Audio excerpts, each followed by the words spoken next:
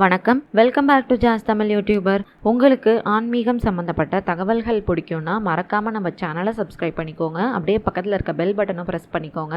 இன்னைக்கு இந்த பதிவில் நம்ம பார்க்க போகிறது பணவரவை நமக்கு அதிகரித்து தரக்கூடிய சந்திர தரிசனம் பற்றி தான் பார்க்க போகிறோம். இன்னுமே நிறைய பேருக்கு சந்திர தரிசனம்னா என்ன, அந்த நேரத்தில் நம்ம எப்படி வழிபாடு செய்யணும், சந்திர தரிசனம் என்னைக்கு வரும், சந்திர தரிசனத்தப்ப நம்ம சொல்ல வேண்டிய மந்திரம் என்ன அப்படிங்கிறத பற்றி தெரியல. அது மாதிரி இருக்கவங்களுக்காக தான் இன்னைக்கு இந்த பதிவு. இப்போ வாங்க நம்ம வீடியோக்குள்ளார போகலாம். சிவன், பார்வதி, விநாயகர் இவங்க 3 பேரும் ஒன்னா சேர்ந்து நமக்கு காட்சி தரக்கூடிய நாள் தான் சந்திர தரிசனம். சந்திர தரிசனம் எப்போ வரும் அப்படின்னு பார்த்தீங்கன்னா அமாவாசையிலேருந்து 3வது நாள் தான் சந்திர தரிசனமானது வருது. அமாவாசைக்கு அப்புறம் பிறை பார்த்தீங்கன்னா 3வது நாள் அன்னைக்கு தான் தெரிய ஆரம்பிக்கும் நல்லா.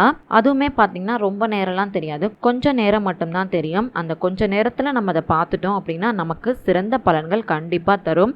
ஏன் அப்படின்னு பார்த்தீங்கன்னா சிவன், பார்வதி, விநாயகர் இவங்க 3 பேருமே அதில் நமக்கு ஒன்றா சேர்ந்து காட்சி தருவாங்க அப்படிங்கிறது தான் இதுக்கான ஒரு காரணம். ஆனால் இந்த சந்திர தரிசனம் பார்த்தீங்கன்னா வியாழக்கிழமையில் வந்திருக்கு. வியாழக்கிழமை அப்படிங்கிறது குரு பகவானுக்கும் குபேர பகவானுக்கும் உரிய நாள். இவங்க 2 பேரையும் நம்ம வழிபாடு செய்யறப்ப நமக்கு இருக்கக்கூடிய கடன் பிரச்சனைகள் எல்லாம் தீரும். ஒவ்வொரு மாதத்துல வரக்கூடிய 3ஆம் பிறைய நம்ம தரிசனம் செஞ்சுட்டு வர்றது மூலியமா நமக்கு பல நன்மைகள் ஏற்படும் அப்படின்னு சொல்லப்பட்டிருக்கு. சந்திர பகவானால ஏற்பட்ட தோஷங்கள் நீங்கிறதுக்கு இந்த சந்திர வழிபாடு நம்ம செய்யறது ரொம்ப ரொம்ப சிறந்த பலன்களை நமக்கு கொண்டுட்டு வரும். குரு பகவானுக்குரிய கிழமையாகவும் குபேர பகவானுக்குரிய கிழமையாகவும் இருக்கக்கூடிய இந்த வியாழக்கிழமையில நம்ம சந்திர தரிசனம் செய்யறப்ப குரு பகவானுடைய அருளும் குபேர பகவானுடைய அருளும் நமக்கு பரிபூரணமா கிடைக்கும். அதோட மட்டுமில்லாம பண ரீதியா ஏற்பட்டிருக்கக்கூடிய பிரச்சனைகள் எல்லாமே நிவர்த்தியாகும். நமக்கு பண வரவுமே அதிகரிக்கும் அப்படின்னு சொல்லப்பட்டிருக்கு. அவ்வளவு அற்புதமான நாள் தான் இன்றைய நாள். இந்த நாள்ல நம்ம எந்த முறையில வழிபாடு செய்யணும் அப்படிங்கறத பத்தி இப்ப நம்ம தொடர்ந்து பார்க்கலாமா. வியாழக்கிழமை அப்படின்னாலே குரு பகவானுக்குரிய கிழமை அப்படிங்கிறது நமக்கு நல்லாவே தெரியும். அதனால இன்னைக்கு பாத்தீங்கன்னா நம்ம மஞ்சள் நிற ஆடைகளை அணிகிறது நமக்கு சிறந்த பலன்களை தரும். இன்னைக்கு சாயங்காலம் 6 மணிக்கு மேல மேற்கு திசையில 3ஆம் பிறையை நம்ம தரிசனம் செய்யறப்ப மஞ்சள் நிற ஆடை நம்ம கண்டிப்பா அணிஞ்சிருக்கணும். அதோட மட்டுமில்லாம நம்மளுடைய நெற்றியில மஞ்சளை கண்டிப்பா வச்சிருக்கணும். இதோட சேர்த்து இன்னும் 2 பொருட்களை நம்ம கையில வச்சுக்கணும். அந்த பொருட்கள் என்னென்ன அப்படின்னு பாத்தீங்கன்னா விரலி மஞ்சளும் நாணயமும் தான். இது 2த்தையும் நம்ம கையில வச்சுட்டு வழிபாடு செய்யறப்ப நம்மளுடைய பண தேவைகள் எல்லாத்தையும் பூர்த்தி பண்றதுக்கு வழியை நமக்கு அது கண்டிப்பா கொண்டு வந்து சேர்க்கும். இன்னைக்கு சாயங்காலம் 6 மணிக்கு வீட்டு பூஜை அறையில விளக்கேத்தி வச்சுட்டு கொஞ்சம் மஞ்சளை இழைச்சி உங்க நெத்தியில வச்சுக்கோங்க. பெண்களா இருக்கீங்க அப்படின்னா மஞ்சள் நிற பூக்களை உங்களுடைய தலையில வச்சுக்கிறது ரொம்ப நல்லது. அதுக்கப்புறம் உங்களுடைய கையில விரலி மஞ்சளையும் 1 ரூபாய் நாணயத்தையும் வச்சுக்கிட்டு சந்திர தரிசனம் செய்யுங்க. அப்படி நம்ம சந்திர தரிசனம் செய்யறப்ப நமக்கு தேவையான பண வரவு கிடைக்கணும் அப்படின்னும் வருமானம் அதிகரிக்கணும் அப்படின்னும் மனசார சந்திர பகவானை வேண்டிக்கோங்க.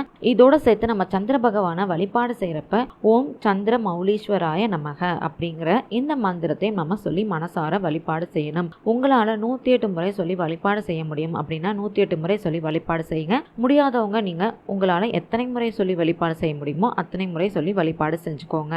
வழிபாடு செஞ்சதுக்கு அப்புறம் அந்த 1 ரூபாய் மற்றும் மஞ்சளை எடுத்துட்டு வந்து உங்க பூஜை அறையில நீங்க வச்சுட்டு நீங்க சாயங்காலம் உங்க பூஜை அறையில விளக்கேத்திருப்பீங்கல்ல, அந்த தீபத்தையும் சிவபெருமானையும் பார்வதி தேவியும் விநாயகரையும் பார்த்து மனசார வேண்டி வழிபாடு செஞ்சுக்கோங்க. வழிபாடு செஞ்சதுக்கு அப்புறம் இந்த 1 ரூபாய் நாணயமும் விரலி மஞ்சளும் 3 நாட்கள் அப்படியே உங்க வீட்டு பூஜை அறையில இருக்கட்டும். 3 நாளுக்கு அப்புறம் 1 ரூபாய் நாணயத்தை எடுத்து சுபகாரிய செலவுக்கு நீங்க பயன்படுத்திக்கலாம். அப்படி இல்லைனாலும் கோவில் உண்டியல்ல போட்டுருங்க. இல்ல பூஜை பொருட்கள் வாங்குறதுக்கு தாராளமா நீங்க இதை பயன்படுத்திக்கலாம். மஞ்சளை பணம் வைக்கக்கூடிய பெட்டியில வச்சிருங்க. ஒருவேளை உங்களுக்கு விரலி மஞ்சள் கிடைக்கல அப்படிங்கிற பட்சத்துல குண்டு மஞ்சளை கூட நீங்க தாராளமா பயன்படுத்திக்கலாம். நீங்க குண்டு மஞ்சள் பயன்படுத்திருக்கீங்க அப்படின்னா பெண்கள் அதை உரசி முகத்துல தடவி குளிக்கக்கூடிய சமயத்துல குளிச்சிருங்க. இந்த கிழமை குரு பகவானுக்குரிய கிழமை அப்படிங்கிறதுனாலும் நம்ம அந்த சந்திர வழிபாடு செய்யக்கூடிய நேரம் குபேரர் கூறிய நேரம் அப்படிங்கிறதுனால இந்த வழிபாட்டை நமக்கு செய்யறப்ப இவங்க 2 பேருடைய அருளுமே நமக்கு பரிபூரணமா கிடைக்கும். நம்ம வாழ்க்கையில இருக்கக்கூடிய அனைத்து விதமான பண தேவைகளும் பூர்த்தி ஆகும் அப்படிங்கிறதுல எந்த ஒரு சந்தேகமுமே கிடையாது. இந்த வழிபாடு பாத்தீங்கன்னா ரொம்ப ரொம்ப ரொம்ப எளிமையான வழிபாடு தான். இதை நம்ம செய்யறப்ப பண தேவைகள் பூர்த்தி ஆகும் அப்படிங்கிறப்ப கண்டிப்பா அதை நம்ம முயற்சி பண்ணி பார்க்கலாம். நமக்கு நல்ல பலன்கள் கிடைக்கும் அப்படிங்கிற கருத்தோட இன்னைக்கு இந்த பதிவை நான் இங்க நிறைவு செய்றேன். உங்களுக்கு இந்த பதிவு பயனுள்ளதாக இருந்துச்சு அப்படின்னு நினச்சிங்கன்னா மறக்காமல் லைக் பண்ணி ஷேர் பண்ணி கமெண்ட் பண்ணுங்கள். அது மட்டும் இல்லாமல் உங்களுக்கு ஆன்மீகம் சம்மந்தப்பட்ட என்ன மாதிரியான பதிவுகள் வேணும் அப்படின்னு நினைக்கிறீங்களோ மறக்காமல் நம்ம சேனலோட மெயில் ஐடியிலையோ இல்லை கீழே இருக்க கமெண்ட் பாக்ஸ்லையோ எனக்கு தெரியப்படுத்துங்க. அந்த மாதிரி பதிவுகளை வரக்கூடிய நாட்களில் நான் தரேன். நன்றி, வணக்கம்.